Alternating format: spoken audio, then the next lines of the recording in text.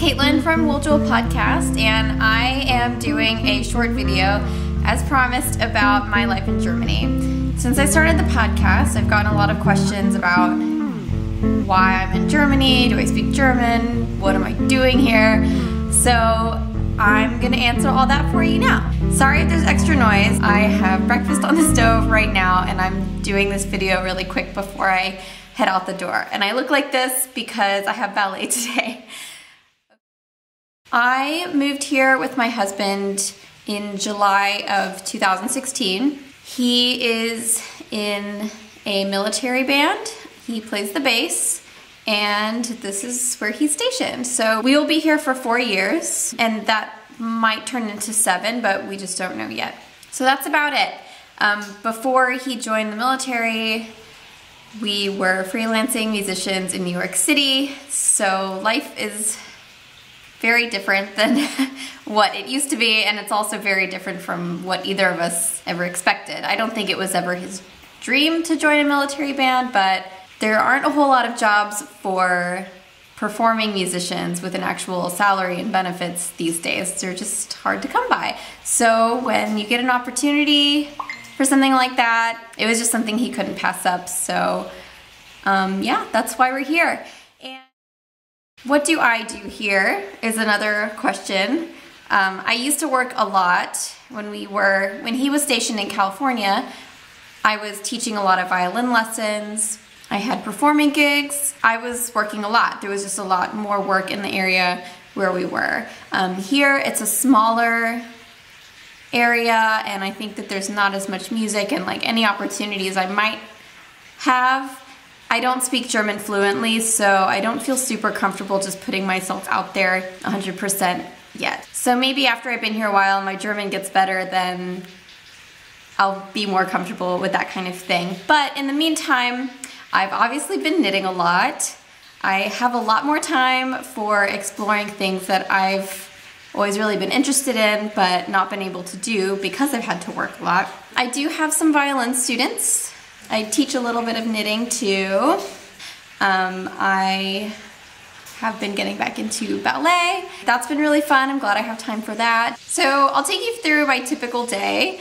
My mornings are usually free, so I try not to sleep in too much, but luckily I am able to if I need it. But when I get up, I usually make some coffee, and that's usually when I get the most knitting done. So I have my coffee and knitting, and I usually watch a knitting podcast with my breakfast. And that's when I kind of do any stuff around the house that needs to get done. And then in the afternoons, I'm either teaching violin, and I drive to people's houses, so that gets me out of the house, and I am running around a lot because I have to drive back and forth to different people's houses. Some days I have ballet. Some days I just hang out with friends. Some of Ben's co-workers, spouses are also knitters, so I knit with them some days. And then the first knitting group that I joined when I first moved here, I actually haven't been able to see them in a long time because they meet on Tuesdays. I forgot to mention, I also teach English online to kids in China. So that's usually in the early afternoon, and so that's why I can't make it to that other knitting group. But it's a pretty laid back life for me right now. Which brings me to my next thing. A lot of people ask me if I'm happy here, and I would say there's definitely two sides to that coin. On the one hand, like living in Europe, it's a dream that a lot of people had. It's a dream that I had before I came here. And I would say day-to-day life is easy here. It's very comfortable.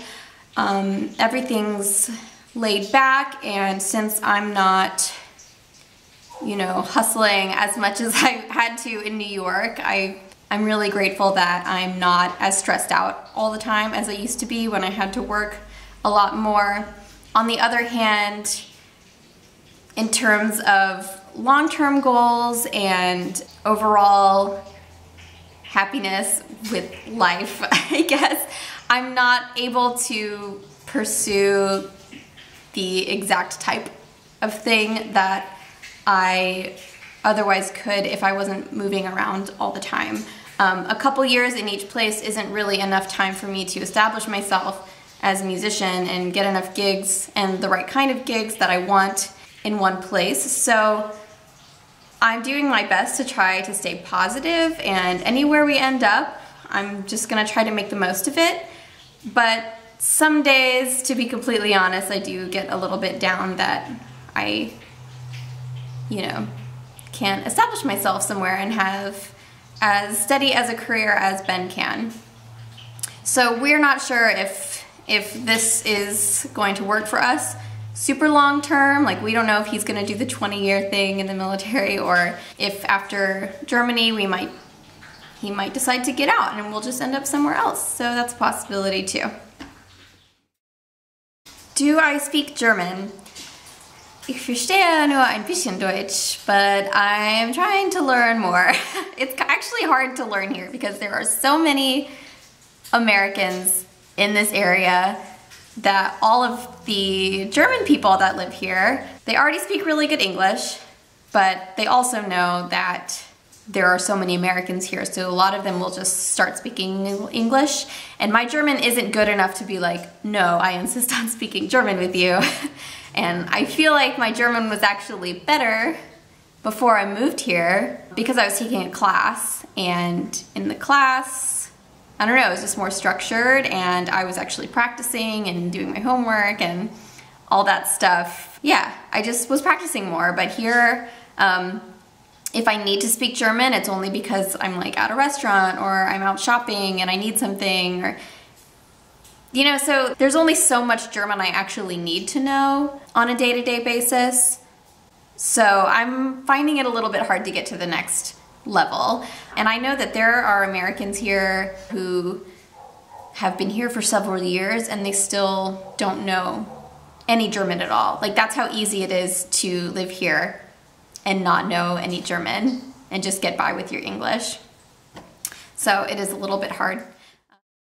Yeah, so another thing I really like about being here is the ease of travel. Since we moved here in July, it's not even been a full year, and we've gotten to go on lots of day trips around. There's lots of castles everywhere. We've been to Paris, Amsterdam, Barcelona, London, Edinburgh. I have never traveled as much in such a short span. And I feel like even compared to all of Ben's coworkers and other friends we have here, we travel like half as much as everyone else. Anytime there's a long weekend, everyone's just gone. Everybody just goes out and travels. So when we first moved here, I actually found it a little bit difficult to make friends because anytime we had time to hang out with new friends, no one was around because everybody just wants to pick up and go somewhere cool for the weekend. So. Okay, last thing, since I didn't do it on my episode over the weekend, I'm gonna do a hot pod today, and hot pod of the week is Tommy from Squirrel Pie Productions. This is long overdue. I have been watching her for a while now, and I really, really enjoy her podcast, and I can't believe I haven't mentioned her yet. But hi, Tommy. I don't know if you're watching this, but she is one of my favorite morning coffee podcasts. She's very chill and laid back. I like her sense of humor. I like everything she knits.